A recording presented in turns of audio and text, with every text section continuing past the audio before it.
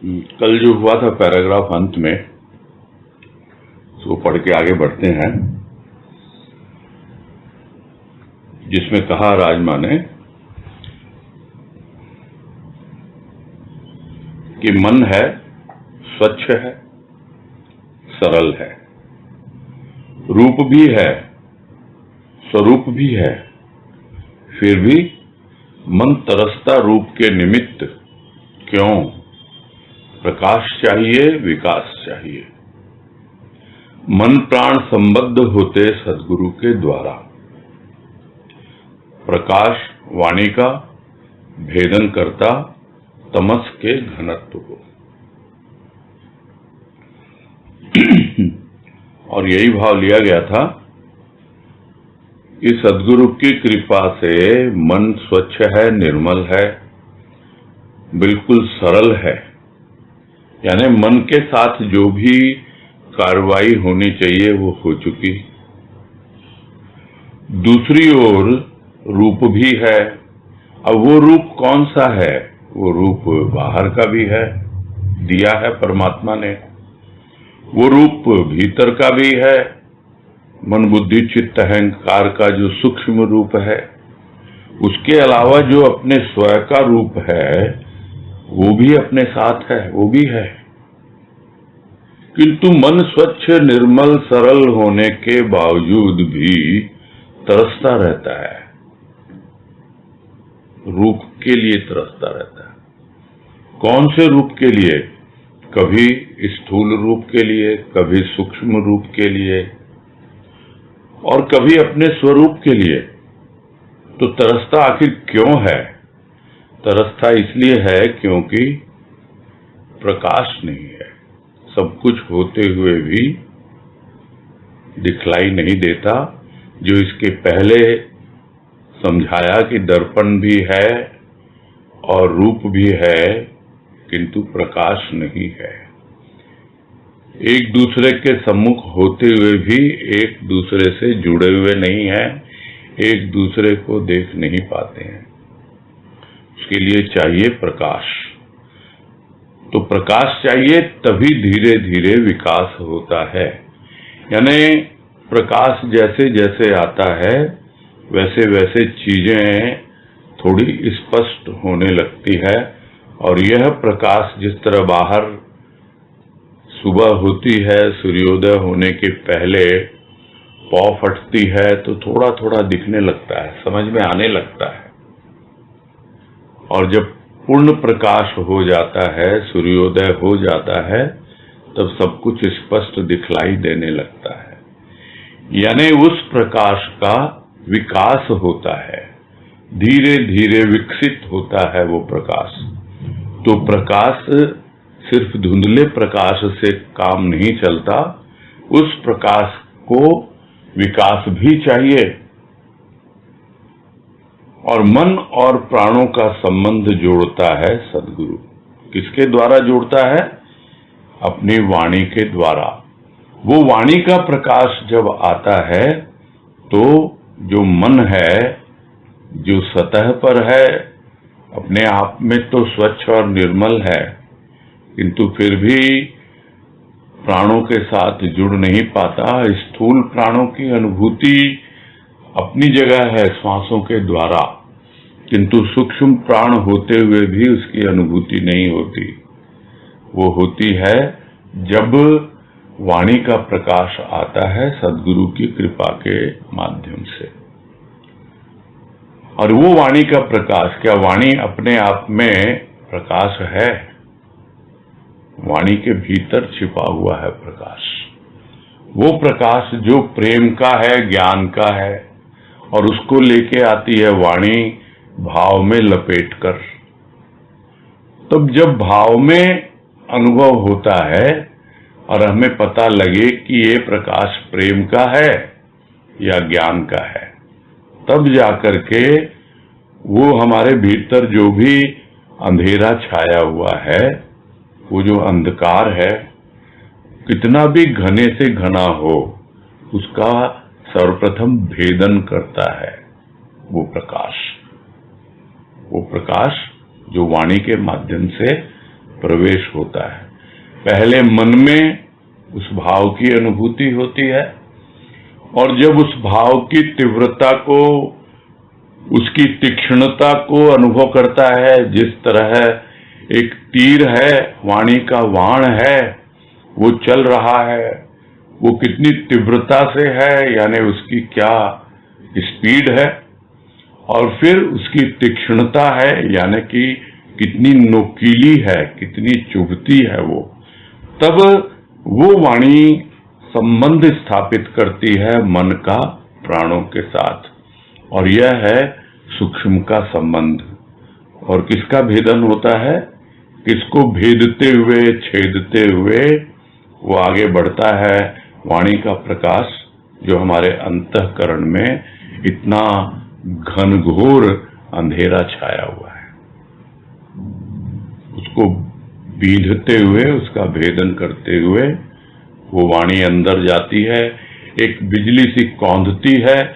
ऐसी अनुभूति जो हमें पहले कभी न हुई, किंतु सद्गुरु की कृपा से, उसकी वाणी के माध्यम से वो भाव का प्रकाश हमारे अंदर एक चकाचौंध पैदा कर देता है।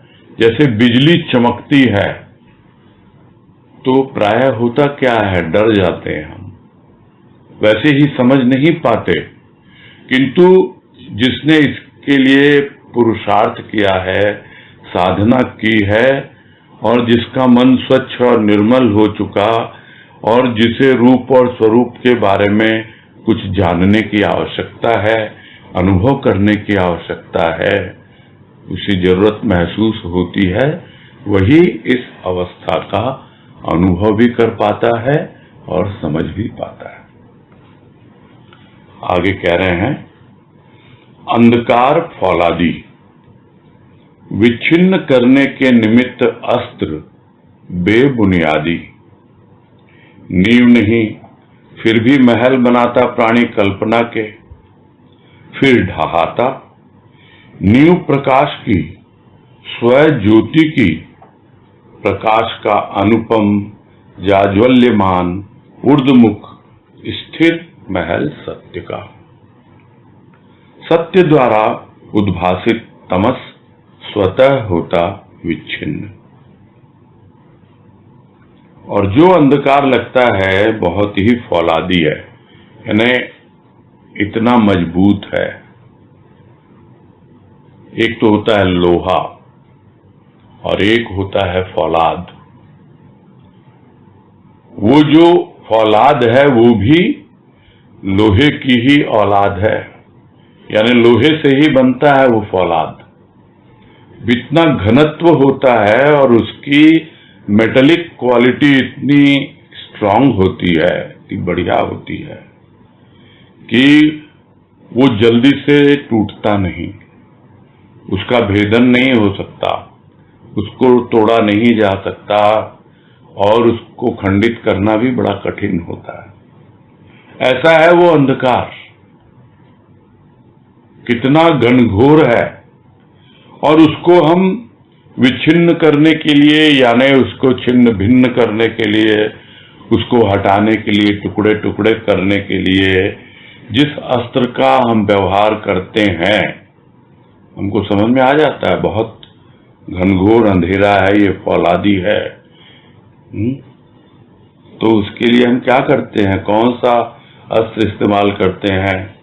जो है बेबुनियादी, यानी बुनियादी नहीं है उसकी, कोई नींव ही नहीं है, हवा में झूल रहा है, और हम उस अंधकार को कोहरा समझ के फूंक मार के उड़ाना चाहते हैं कि फूंक मारने से उड़ जाएगा।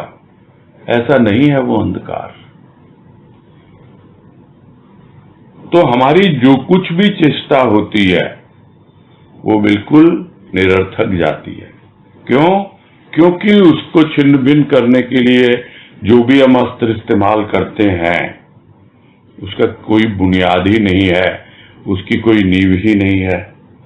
और नींव नहीं फिर भी महल बनाता प्राणी, मैं ये कर लूंगा, मैं वो कर लूंगा, मैं इस साधना के द्वारा ऐसा फल प्राप्त कर लूंगा, मैं उस साधना के द्वारा ऐसा फल प्राप्त कर लूंगा। महल बनाता, थोड़ा बहुत प्रयास भी करता, किंतु वो महल है क्या? रेत का महल या बिना बुनियाद का महल?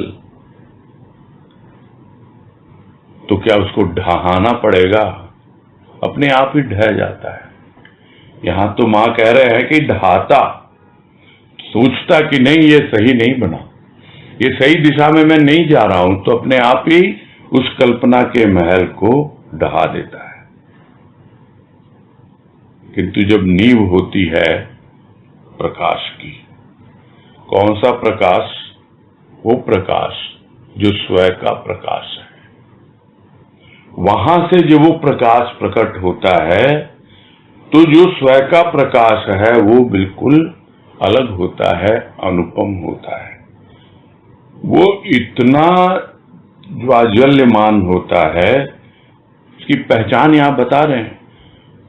इतना ज्यादा उसमें तेज होता है, इतना ज्यादा उसमें चकाचौंध करने वाली एक ऐसी चीज होती है जिसको हमने पहले कभी अनुभव नहीं किया होगा। और वो ऊर्ध्वमुखी यानी ऊपर की ओर उठता है वो। और कहां स्थिर होता है? जाके सत्य के महल में। यानी अब जब नींव होती है उस प्रकाश की जो हमारे अंदर है गहराई में, और धीरे धीरे जब हम उस प्रकाश के आधार पर विकास की ओर बढ़ते हैं और महल बनता है सत्य का और स्थिर हो जाता है वो, फिर उसे ढहाना नहीं पड़ता, उसको मिटाना नहीं पड़ता। नहीं तो थोड़ा सा कल्पना का महल बनाते हैं, थोड़ा सा प्रयास करते हैं और समझते हैं नहीं, हमें तो जरा भी सफलता नहीं मिल रही है। किंतु जब वो प्रकाश भीतर से आता है तो हमें अपने आप समझ में आ जाता है, और वो महल जो प्रकाश से बनता है वो कल्पना का नहीं होता, वो अनुभूति का होता है, वो सत्य की अनुभूति है जो प्रकट होती है। तो इस सत्य के द्वारा जो भी अंधेरा है, जो तमस है, वो उद्भासित हो जाता है, यानी पूरी तरह प्रकाशमान हो जाता है। तो अंधेरा रहता नहीं है, तो अपने आप ही वो अंधेरा छिन्न भिन्न हो जाता है। उसके लिए प्रयास करने की कोई आवश्यकता नहीं पड़ती है। हमको यदि प्रयास करना ही है, पुरुषार्थ करना ही है और निरंतर अभ्यास करना ही है, तो हम करें उस प्रकाश की अनुभूति के लिए जो वास्तव में हमारे स्वयं का प्रकाश है और अंदर स्थित है। और उसके ऊपर जब एक एक छोटी छोटी अनुभूति आएगी ईंटों के रूप में, और वो महल बनेगा और अपने आप ही इतना चमकता हुआ ज्वाज्वल्यमान उसका रूप होगा, इतना उद्भासित होता हुआ, यानी अपना प्रकाश फैलाता हुआ, जो अंधेरा जितना भी है वो भाग जाएगा। प्रकाश है नहीं, इसलिए अंधेरा है। अंधेरा का कोई अस्तित्व है ही नहीं। और ये सब बातें हम लोग पहले भी समझ चुके हैं कि अंधकार और प्रकाश का क्या संबंध होता है।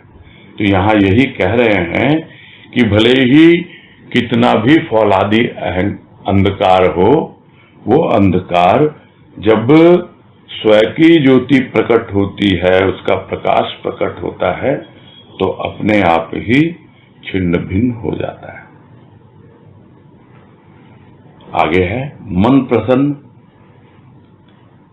पाकर मन मंदिर के देवता को, रूप को, स्वयं रूप को, आत्म अनुभूति की सुरा में मगन, क्लांति दूर, विश्रांति अति दूर, सामीप्य शांति का, आनंद का।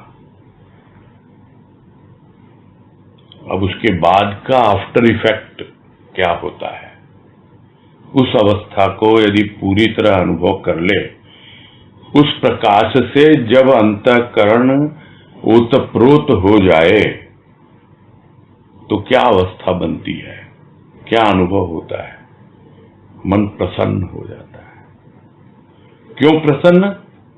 क्योंकि जो मन मंदिर का देवता, जिसको बसाया तो था मन मंदिर में, किंतु उसका पूरा लाभ नहीं उठाया, उसके प्रकाश को विकसित नहीं होने दिया, पूरे अंतःकरण में सिर्फ मन तक ही उसको सीमित रखा।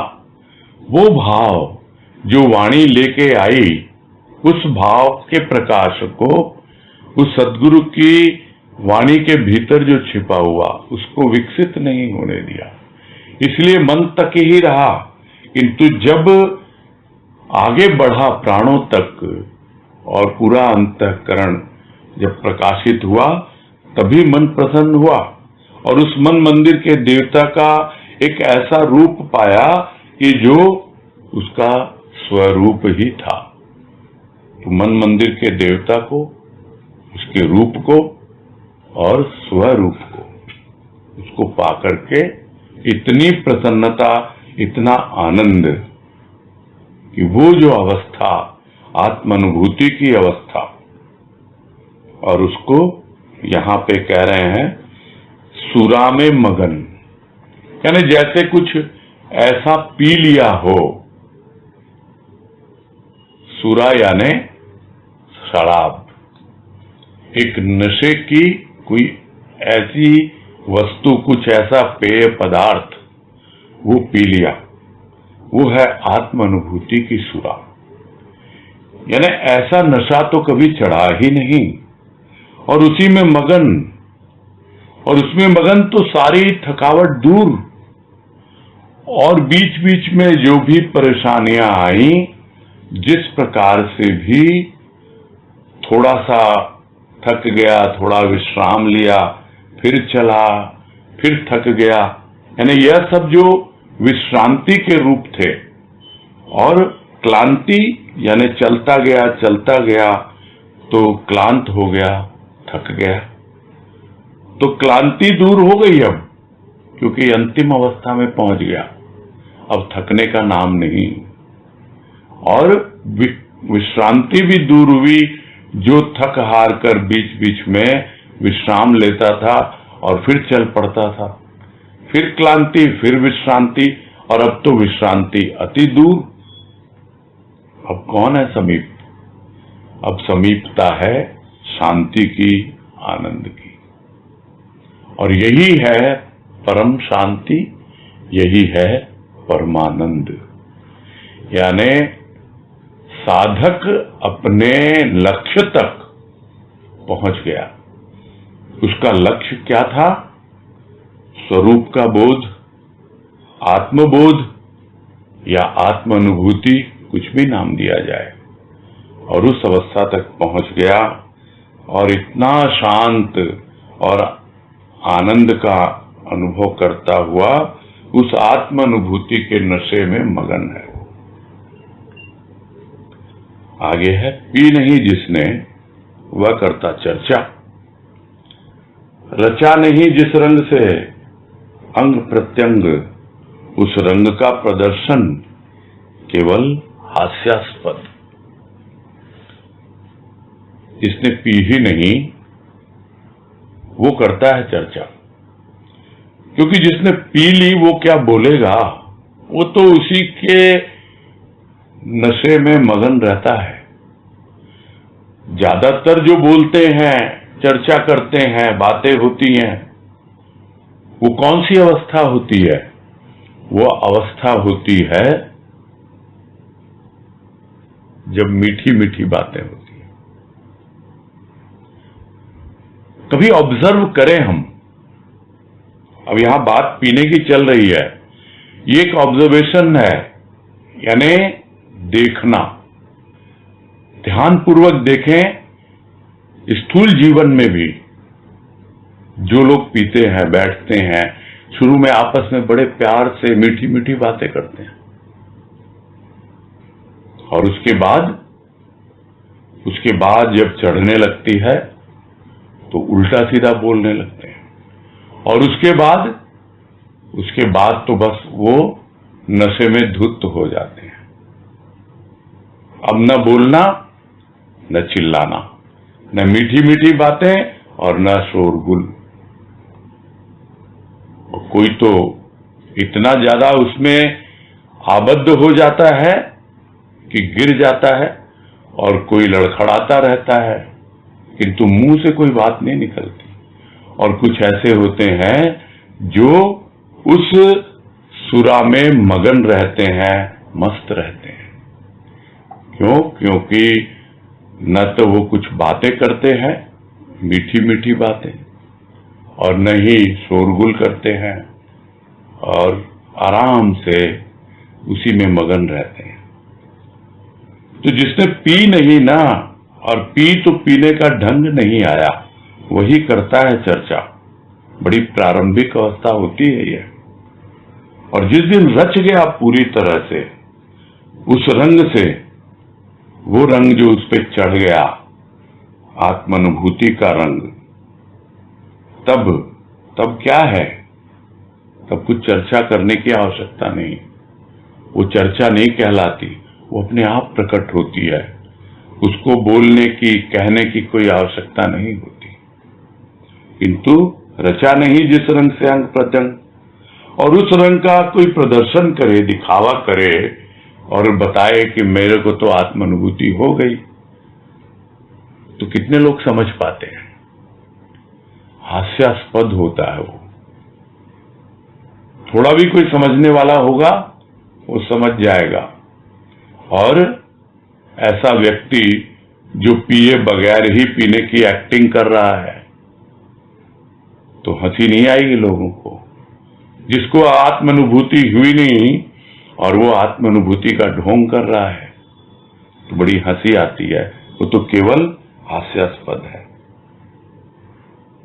आगे है, पी है, रचा है, चर्चा नहीं। अब तो झूम रहा है मन, नृत्य कर रहा है तन।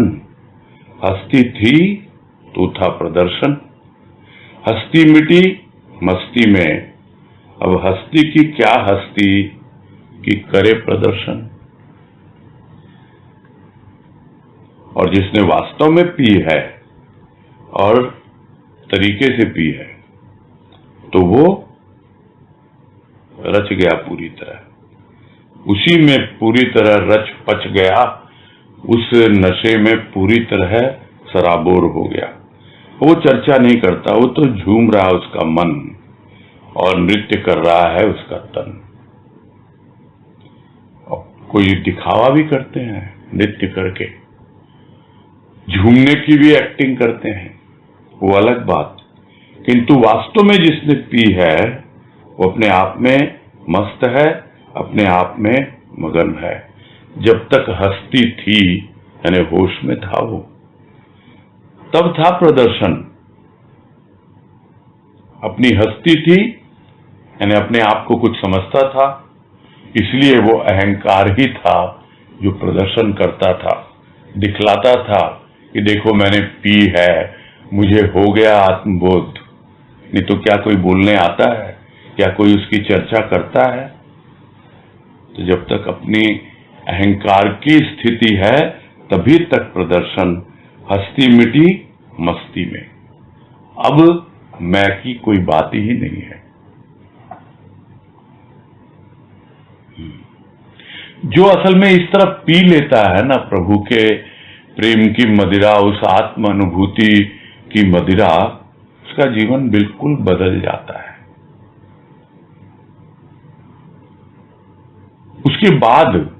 उसके बाद क्या वो छूट जाती है? वो लत नहीं, उसको समझ में आ जाता है। मुझे तो अपने एक गजल की लाइनें कुछ याद आ गई जो भजन के रूप में लिखी गई थी,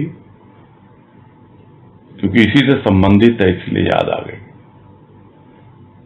कि पीना है जिंदगी, जीना है जिंदगी, पी के खुद को लुटाना तेरी बंदगी। लुटते लुटते ये हस्ती भी मिट जाएगी, प्यास मस्ती में तब्दील हो जाएगी। प्यास जागी है, मंजिल भी मिल जाएगी, पीते पीते यूं ही रात ढल जाएगी। तो पीना है जिंदगी, एक पीने की अवस्था पहले, एक पीने की अवस्था बाद में। पहले पीता है प्रेम और भाव की मदिरा और पहुंच जाता है उस अवस्था तक जहां उसे आत्म अनुभूति की सुरा उसमें मगन हो जाता है, और उसके बाद फिर उसकी जिंदगी है, वो ही जीवन जीता है वो, और पी के लुटाता है जो कुछ भी उसने पाया।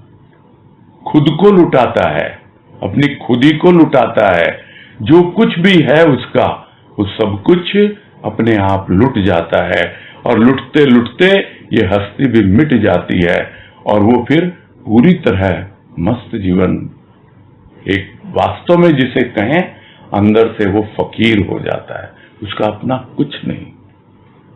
और उसी अवस्था का वर्णन यहां कर रहे हैं राजमा, कि हस्ती थी तो प्रदर्शन था, अब तो हस्ती मिट गई मस्ती में।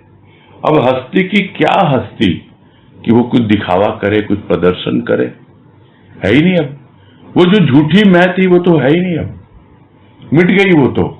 अब दिखाना नहीं है कुछ भी, अब तो जो कुछ भी होगा वो अपने आप होगा, अब प्रदर्शन नहीं है।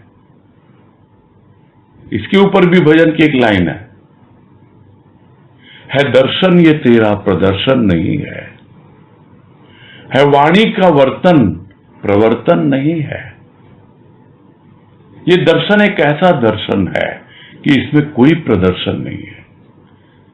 यह जो वाणी जिसने वो अवस्था बनाई, ये उसका वर्तन है, वर्तन यानी व्यवहार में लिया है, उसको जीवन में उतारा है, प्रवर्तन नहीं है, कोई जोर जबरदस्ती नहीं है किसी के साथ, एनफोर्समेंट नहीं है।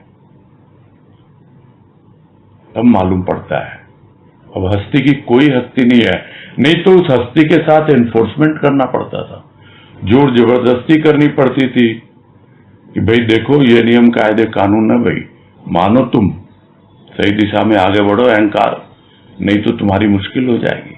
अब वो नहीं, अब तो हस्ती की कोई हस्ती नहीं कि वो किसी प्रकार का प्रदर्शन करे। प्रदर्शन भी दो में,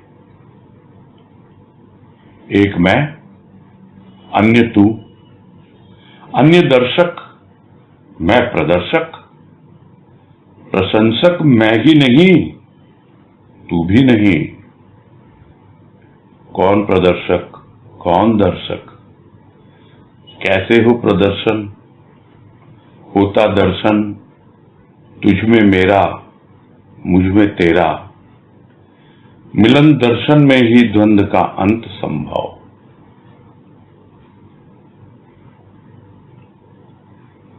ये छोटी छोटी बातें लिखकर राजमा ने इतना गहन भाव इन सब में भर दिया, सही में, कि जब तक दो हैं तभी तक प्रदर्शन की भावना है।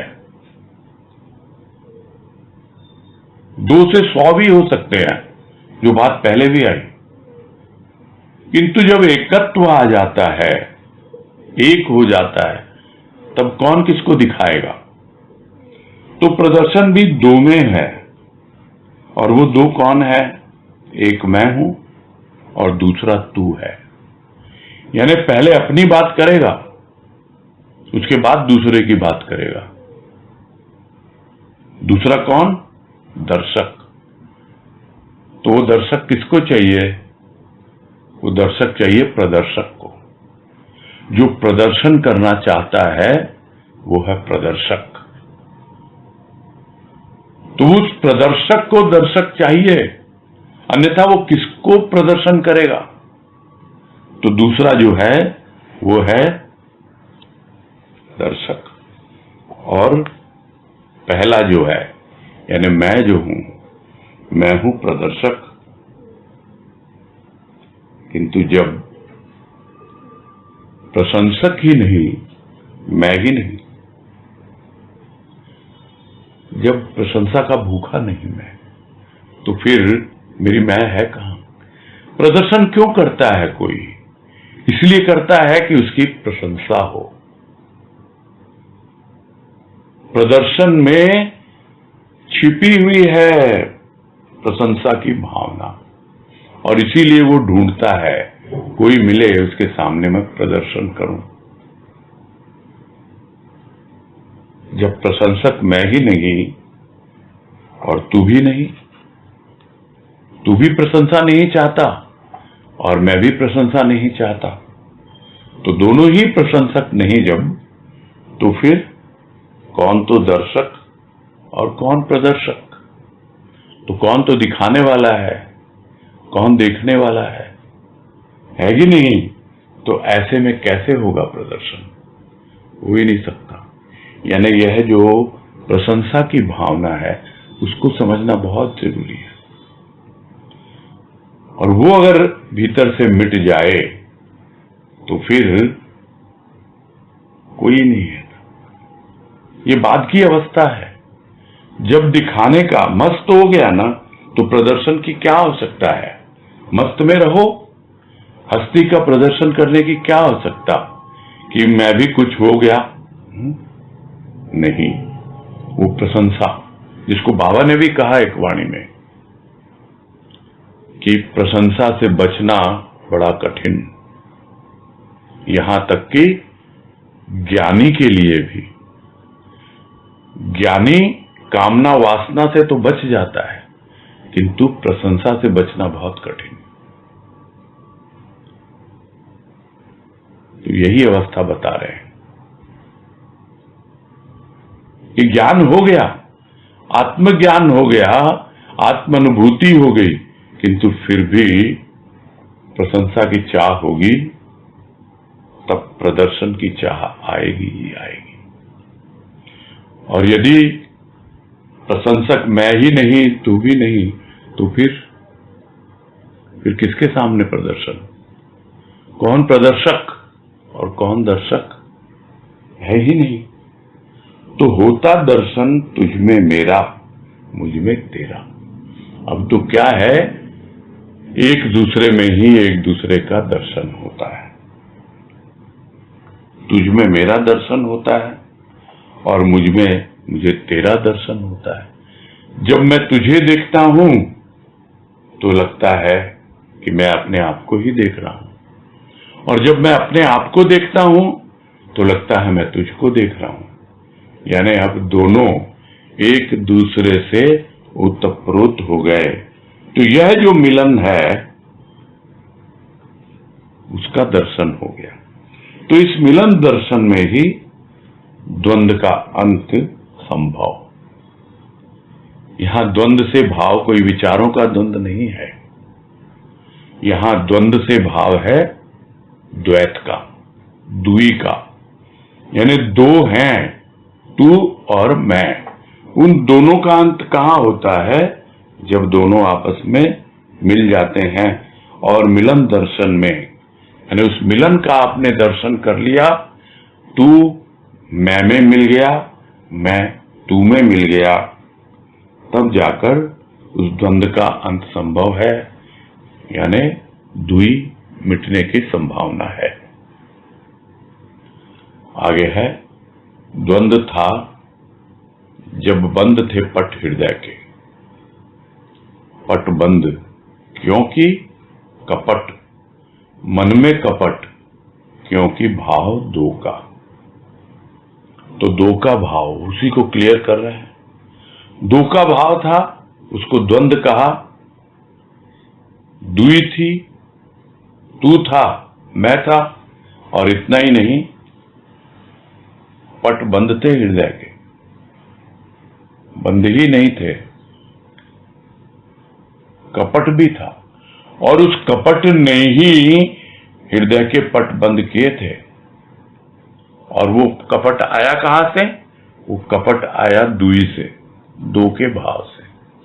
तो ये एक सीक्वेंस है। जब तक दुई रहेगी तब तक पूरी तरह से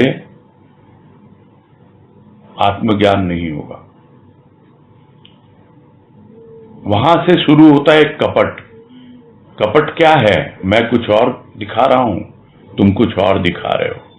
हम एक दूसरे को समझ ही नहीं पा रहे हैं। तू अपनी चला रहा है, मैं अपनी चला रहा हूं। तो भक्त क्या करेगा ज्यादा से ज्यादा? भाई तू ही चला, मेरी तो चलती नहीं है कुछ। किंतु मन में तो रहता ही है। उसको ज्ञान कैसे हो?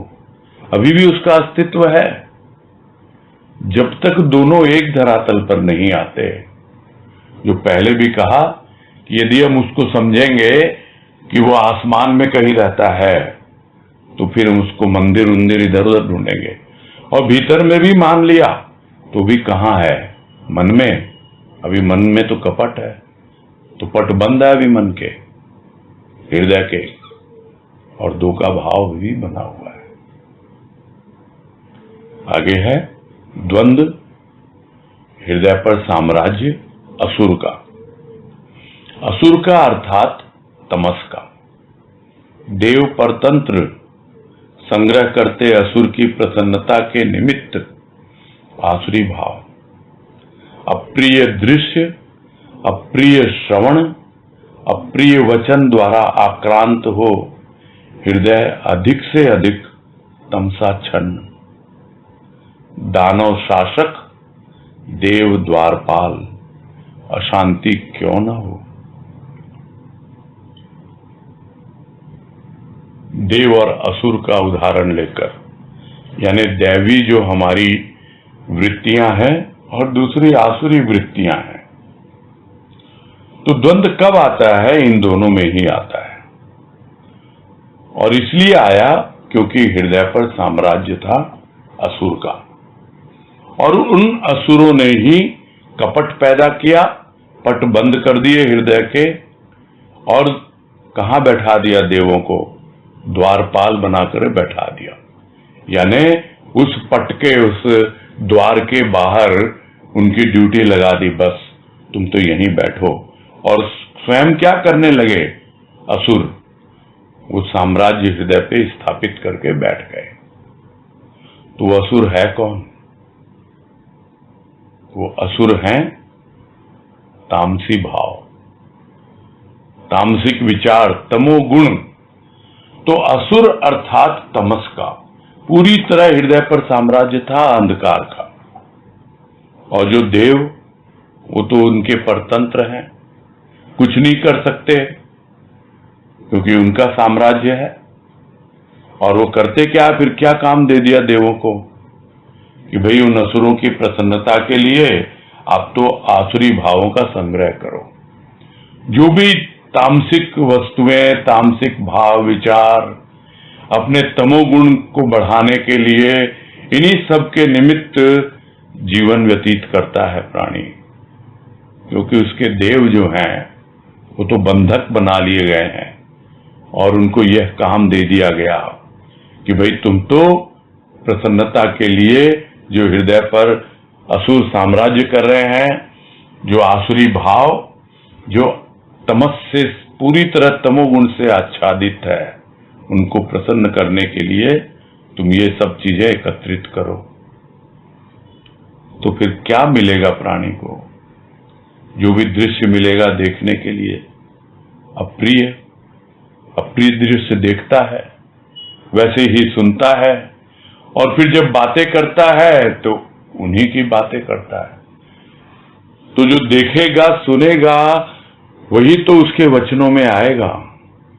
लगा हुआ है तामसिक गुणों में और समझता है मैं तो बहुत अच्छा जीवन जी रहा हूं, इसीलिए द्वंद्व दूर नहीं होता है। तो प्रिय वचन के द्वारा आक्रांत हो जाता है हृदय, और जितना आक्रांत होता जाता है उतना ही अधिक से अधिक तमसाच्छन्न होता है। यानी उस तमस से आच्छन्न पूरी तरह छा जाता है उसमें अंधकार। और उसी को पहले कहा कि वो जो अंधकार है वो फौलादी है, आज का नहीं है। न जाने कितने जन्म जन्मांतरों से ये तामसिक जो रूप है, जो तमस यानी अंधकार, वो छाया हुआ है हमारे हृदय पर, और हमारे हृदय पर उन आसुरी वृत्तियों का ही राज हो रहा है। अधिक से अधिकतर तो दानव तो बन गए शासक, और देवों को बना दिया द्वारपाल, यानी जाओ तुम तो गेट पर बैठो, सिक्योरिटी गार्ड हो, हमारी सुरक्षा के लिए तुमको लगा दिया। तो बाहर तो सब ठीक ठीक चल रहा है, किंतु भीतर भीतर तो अशांति है, पूरी तरह अशांति है भीतर। हो हुल्लड़ जो देखते हैं क्लब में, पार्टी में शोर शराबा हो रहा है, और बाहर खड़े कर दिए मार्शल, बस और कुछ नहीं है। इसी तरह का जीवन व्यतीत करता है प्राणी, और इसीलिए द्वंद्व बना रहता है। आगे है द्वंद्व दो का, दो भाव का, दो राज्य का, एक शासक अन्य शासित, शासन एक का, एक पर, एक के लिए एकत्रित एकत्व भाव। एकत्व भाव अर्थात समत्व भाव, न क्षुद्र न महान, न मान न अपमान, केवल शान सत्य की। और इसमें यही कह रहे हैं कि द्वंद्व सिर्फ असुर और देव का ही नहीं है। द्वंद्व सिर्फ यह नहीं है कि देव को द्वारपाल बना दिया और असुर भीतर साम्राज्य कर रहे हैं, क्योंकि दो हैं ये, नाम भले ही दे दे हम उसको देव और असुर, जहां भी द्वैत है, जहां भी दुई है, वहां पर द्वंद्व आएगा ही, क्योंकि दो का है, दो तरह के भाव होंगे और दोनों की अपनी अपनी सत्ता होगी। कितना भी कह दो, हृदय उसका एक अंश शासित है तमोगुण से, दूसरा अंश शासित है सतोगुण से। ये तो बहुत ही कठिन होता है कि पूरी तरह देवत्व आ जाए, पूरी तरह सतोगुण आ जाए हृदय में। हाँ, तमोगुण अवश्य ही वो करता है और सतोगुण को वहां से निष्कासित करके दरवाजे पे बैठा देता है अपनी सुरक्षा के लिए, क्योंकि मालूम है ये एक ऐसा गुण है जो कभी भी धोखा नहीं देता है, ये पूरी तरह मेरी रक्षा करेगा। यानी तो द्वैत कभी हटता ही नहीं है, तमोगुण और सतोगुण के बीच में जो द्वंद्व है वो बना ही रहता है। तो एक को तो शासक बना दिया और दूसरा क्या कर रहा है, उस पे शासन कर रहा है, वो शासित हो गया। किंतु जब अवस्था बदले कि एक का ही शासन हो, एक पर शासन हो, एक के लिए शासन हो, और उस एक से हम एकत्रित करते रहें कुछ ऐसा भाव जो एकत्व का हो, यानी हमारी पूरी की पूरी सोच एक पर केंद्रित हो। गुरुदेव ने तो बहुत कुछ लिखा है भाव निझरने के प्रारंभ में एक के बारे में, एक रखे टेक पर, वही उसका शीर्षक है। किंतु यहां जिस एक की बात हो रही है वो एक, वो अद्वैत की बात हो रही है, और किस तरह से उसकी शुरुआत होती है, उसकी होती है जब हम अपने आप को देखते हैं किस प्रकार से हमारे भीतर तमोगुण और सतोगुण अपना खेल खेल रहे हैं, किस तरह दोनों का द्वंद्व है, और किस प्रकार एक जो है वो शासक है और दूसरा जो है वो शासित है। और जब एक का हो जाता है यानी उस सतोगुण का होता है, और एक के लिए होता है, एक पर होता है, यानी अपने आप पे ही करना है, उस पे नहीं करना। असुरों पे कौन शासन करना चाहता है, कोई नहीं। वो बदलेंगे पता नहीं, उनकी मानसिकता बदले या ना बदले। हमको तो जो हमारा सतोगुण है उसी का विस्तार करना है। हमको तो अपनी प्रजा के रूप में वही चाहिए। यदि हम राजा हैं तो एक का शासन उसका और वैसी ही प्रजा वैसा ही राजा, तब एकत्व का भाव आता है। और वो एकत्व भाव धीरे धीरे समता का भाव लाता है, समत्व का भाव, यानी राजा और प्रजा में कोई अब अंतर नहीं है। और सही मायने में उसी को तो प्रजातंत्र कहा जाता है। यानी अब जो भी तंत्र है वो प्रजा का ही तंत्र है, समत्व भाव है, प्रजा में और राजा में कोई अंतर नहीं है। न कोई छोटा है न कोई बड़ा है, न क्षुद्र न महान, न मान न अपमान। कोई मान अपमान नहीं होता है किसी का, बस केवल शान ही शान है। किसकी शान है? सत्य की शान है। वो सत्य जो निरंतर है, वो सत्य जिसका एक बार साम्राज्य स्थापित हो जाए तो उस सत्य के एकत्व में सब अपने आप खींचे चले आते हैं। जो पहले भी बात आई कि चुंबक खींचता है तो अपने आप लोहा खींचा चला जाता है। अपने आप सारी वृत्तियां आती हैं और जो जितनी गंदगी है वो अपने आप हटती चली जाती है। तो यह है एकत्व का भाव, जहां सिर्फ और सिर्फ सत्य की शान है, उसी की आन है, उसी की बान है, सब कुछ उसी का ही होता है। आगे है, शान मिलती शान अर्थात धार पर चढ़ने पर, कुंठित हीन भावना होती प्रखर, जब सुनी वाणी महान की। शान मिलती जब सान लिया अंतर को वाणी के मधुर रस में। और फिर से यही समझा रहे हैं बार बार कि किस प्रकार सद्गुरु की वाणी का प्रकाश जो तामसी वृत्तियां, जो अंधकार, जो फौलादी है उसको दूर करने में सहायक होती हैं। वो वाणी आई अपने प्रेम भाव का प्रकाश लिए और उससे शान मिलती है। किसको? शान पर चढ़ने पर। शान पर चढ़ेगा यानी और उसमें निखार आएगा। जैसे हीरा है कोयले के साथ है। अभी हमारे छोटे छोटे विचार हैं, उनके साथ हमारा भाव घुल मिल गया है, किंतु वही भाव हीरा है। जब वो शान पे चढ़ेगा तब उसको समझ में आएगा कि वो कितना मूल्यवान है। और ये सब बातें होती हैं, भजनों की लाइन याद आ जाती है। और यही याद आ रहा है कि मेरे भाव कण भी चमक उठे, जो चढ़ा दिया उन्हें शान पर।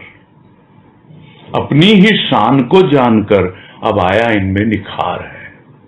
तो भावों में निखार आता है जब अपनी ही शान को जानता है, पहचानता है।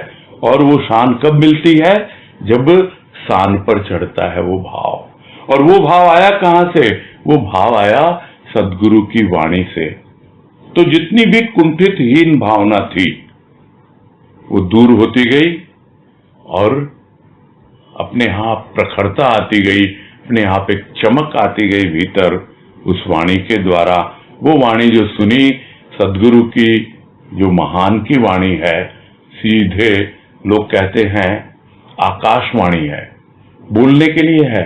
वो तो साक्षात बैठ करके बोल रहा है, भेज रहा है हम तक। हाँ, आकाशवाणी इसलिए है कि जब वो बोलता है तो उसका हृदय बिल्कुल आकाश की तरह खाली होता है।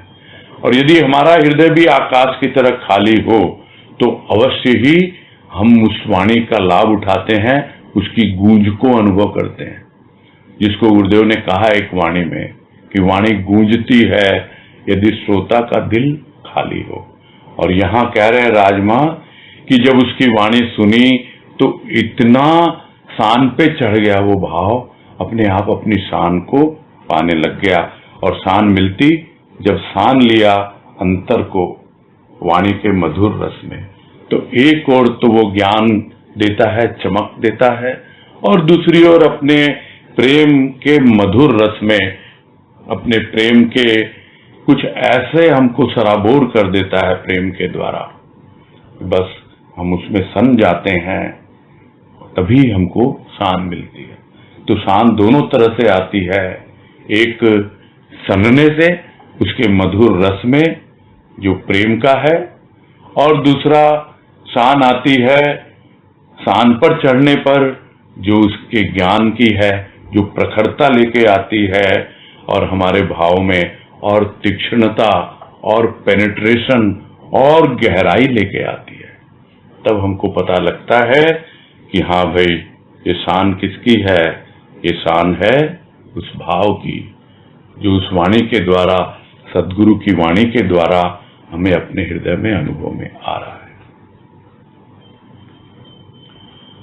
बस यही पूरा कर रहे हैं। अभी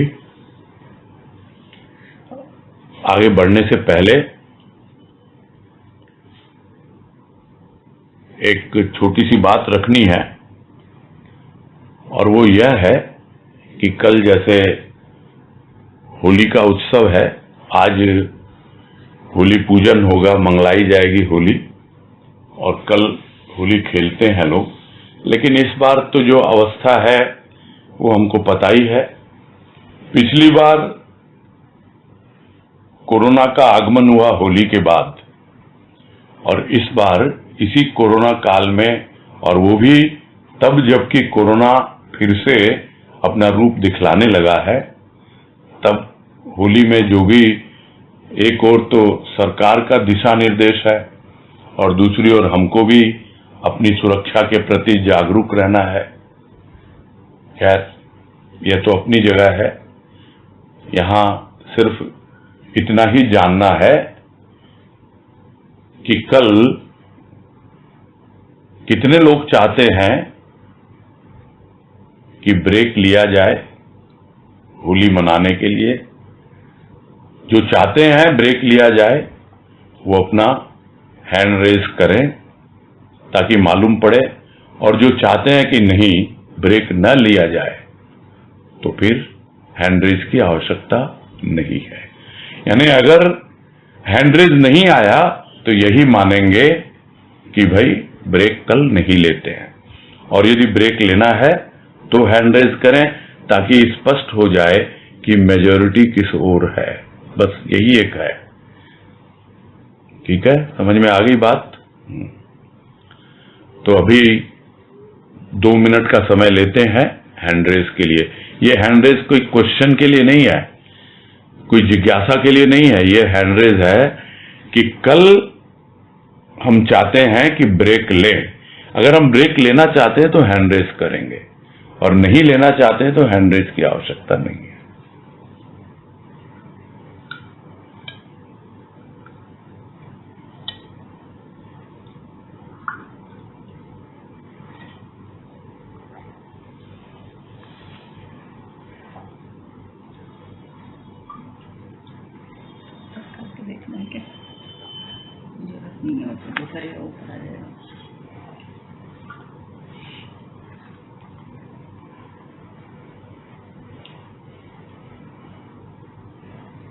अभी समय है, 2 मिनट का समय दिया गया, झिझकिए मत, है ना। एक हैंड रेज हुआ है अभी।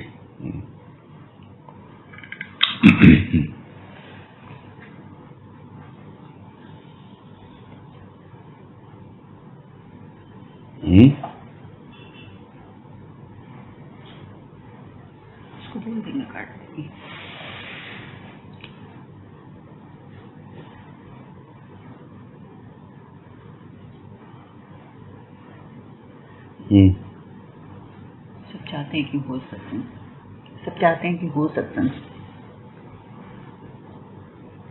समझ में आ रहा है कि सब चाह रहे हैं कि सत्संग हो कल, है ऐसा ही लग रहा है। ठीक है, अच्छी बात है। नहीं, वो तो ठीक है, जिसको आवश्यकता होती है वो तो अपने लिए तो ब्रेक ले ही लेता है ना। जैसे आज भी कम है, हाँ कम है लोग, तो जिनको आवश्यकता है वो अपना ले ही लेते हैं, उसके लिए नहीं। ये एक मेजॉरिटी की बात हो रही है, इन जनरल बात हो रही है। अगर आम राय यह बनती है कि ब्रेक नहीं लेना है तो कल नहीं लेंगे ब्रेक, बस यही जानकारी लेनी थी। तो ये बात तो पूरी हो गई। हाँ, अब जो भी जिज्ञासा या प्रश्न है उसके लिए हैंड रेस किया जाए।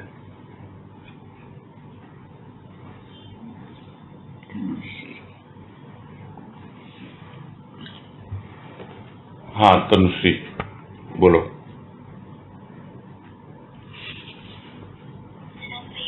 हाँ नमस्कार। ये तो समझ में आया कि जैसे जो असुर है वो हृदय से साम्राज्य करके देवताओं को सामग्री लेने के लिए भेज देते हैं, लेकिन उनको द्वारपाल बनाते हैं। उसका क्या भाव है? ये क्लियर नहीं हुआ। आपने बोला था कि वो वफादार होते हैं, क्या इसके लिए द्वारपाल का रूप? हाँ द्वारपाल है, देखते हैं कोई भी, ये तो बड़ा पुण्यात्मा है, ये तो खूब दान पुण्य करता है, खूब लोगों का वो करता है, दिखाते हैं। तो शो ऑफ तो खूब करते हैं, दरवाजे पे तो बैठा रखा है ऐसों को। जो देखते हैं अक्सर मूवीज वगैरह में कि हाँ सामाजिक खूब सेवा कर रहे हैं, हम तो ये कर रहे हैं, किंतु भीतर कितने उल्टे सीधे काम करते हैं। समझ में आ गई ना बात? हाँ, ये एक चीज और क्लियर करनी थी कि जैसे असुर जो है वो हमारे विकारों को रिप्रेजेंट करते हैं। जी, उन्हीं का साम्राज्य भीतर। जो बात आई ना कि तमोगुण और सतोगुण, वो वही है।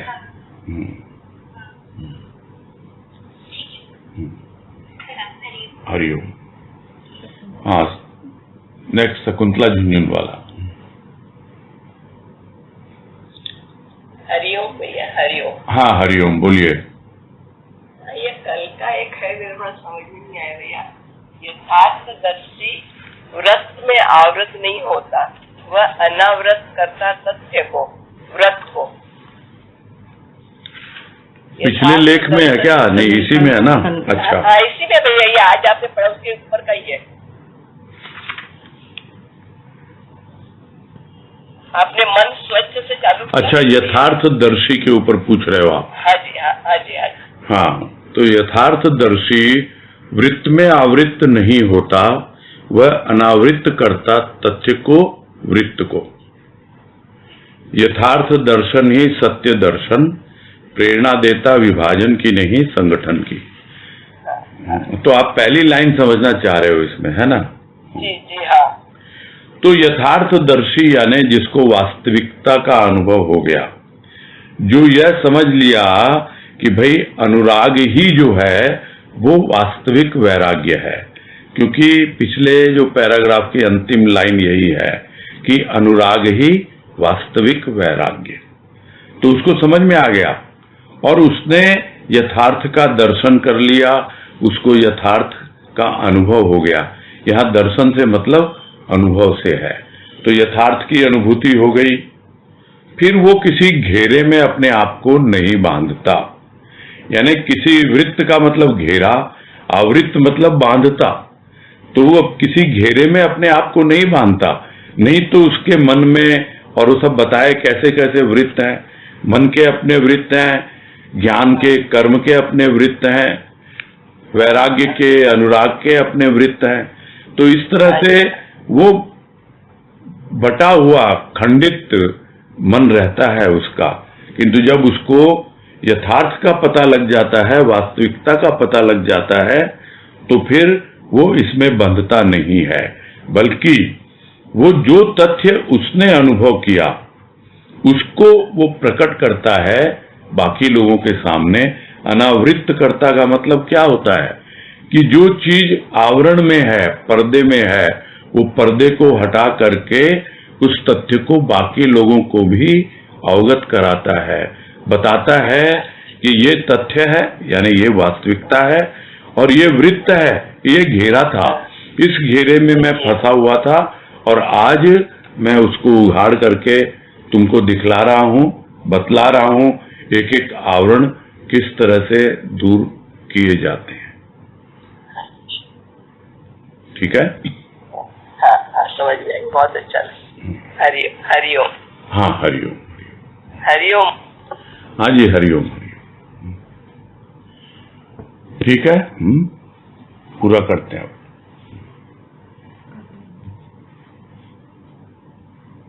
दो तो बच चुके हैं ना, हाँ पूरा करते हैं। ठीक है भैया जी, हरिओम भैया जी। हाँ हरिओम हरिओम। हरिओम, सबको हरिओम। सबको हरिओम। राम भैया, हाँ हरिओम हरिओम। हरिओम।